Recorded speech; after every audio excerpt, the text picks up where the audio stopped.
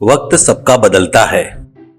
नारायण गुप्ता एक किसान था। खेतों में काम करने से उसकी किस्मत नहीं चमकने से पैदा होकर बड़ा हुआ। उसी गांव में रोज के लगने वाले सामानों का किराना दुकान का व्यापार करके शादी करके दो लड़कों को भी पैदा करता है। अभी वो लड़के बड़े हो गए थे। नारायण गुप्ता उन दोनों की भी शादी करके उसके किराना दुकान के दो भाग करके एक दुकान को बड़े लड़के को, एक दुकान में छोटे लड़के को बिठाता है। पर दोनों दुकानों को किराना दुकान न रखते हुए एक दुकान में फैंसी शॉप बदल देता है। दोनों लड़कों को व्यापार के बारे में सब कुछ पता होने तक वो खुद ही रहकर देख रहा था।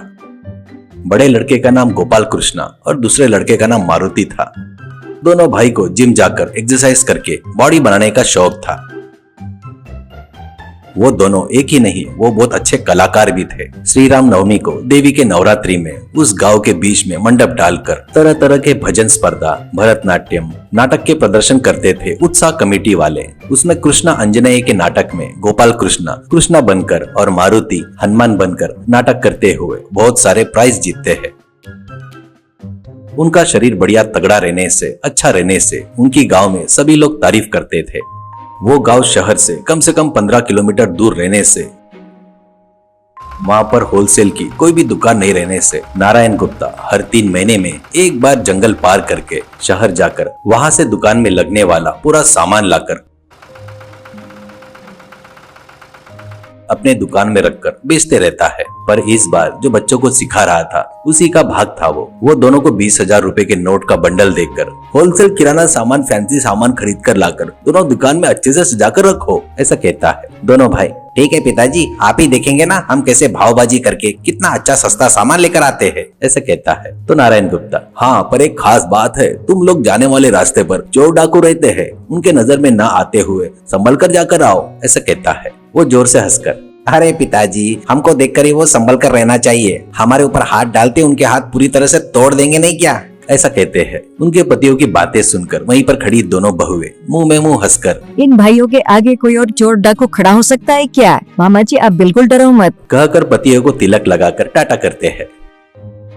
अब दोनों भाई बाइक के ऊपर शहर जाते हुए रास्ते में पड़ने वाले जंगल से जा रहे थे। 4 चोर आकर बाइक के आड़े खड़े हो जाते हैं।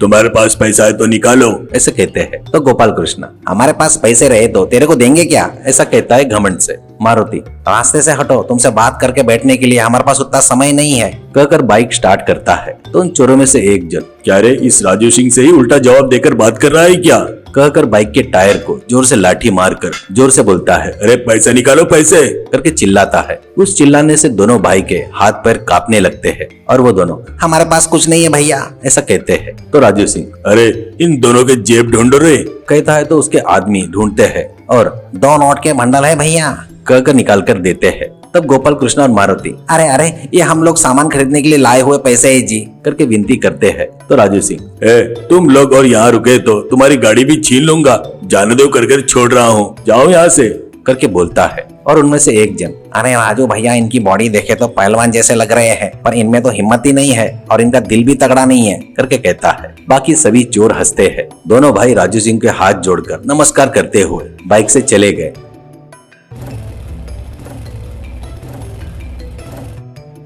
घर आने के बाद नारायण गुप्ता, अरे इतने जल्दी आ गए, शहर नहीं गए क्या, सामान कहाँ है, ऐसे कहते हैं। तो वो लोग हुआ सो बताकर दुखी होते हैं। तो नारायण गुप्ता को बहुत गुस्सा आता है और वो, इतनी तगड़ी बॉडी क्यों बना रहे डरपोक कहीं के, तुम दोनों रहकर भी 4 लोगों को मार नहीं सके क्या, कहकर दोनों बहू से, इनको रोज लोटा भरकर दूध, दही, बादाम, खीर, मटन जमकर खिला रहे हो ना इन डरपोक लोगों को, करके कहता है। वो दोनों बहुएं मुंह बनाकर निकम्मे पति कहकर पीछे पलटकर अंदर चले जाते हैं।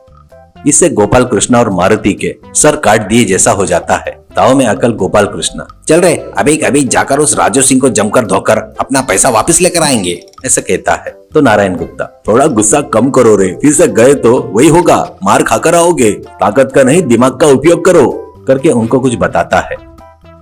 दोनों भाई बाइक लेकर रास्ते में नाटक के मेकअप करने वाले मेकअप मैन के पास जाकर चोरों का मेकअप करके फिर से जंगल की तरफ जाते हैं। वो लोग जा रहे थे। जंगल में राजू सिंह अकेला पेड़ के नीचे दिखता है। ये लोग बाइक दूर ही रोककर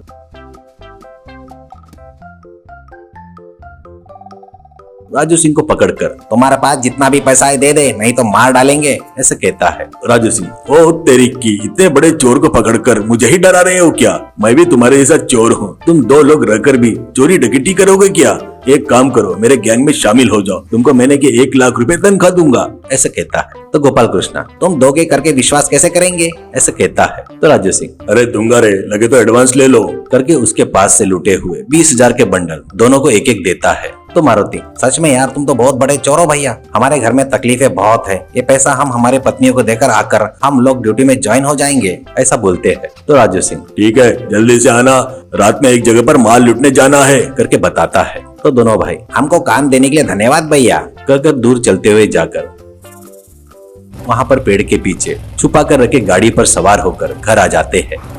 ये देखकर पिताजी बच्चों के दिमाग की तारीफ करते हैं और पत्नियां हमारे पति सोना है सोना करके कहती है।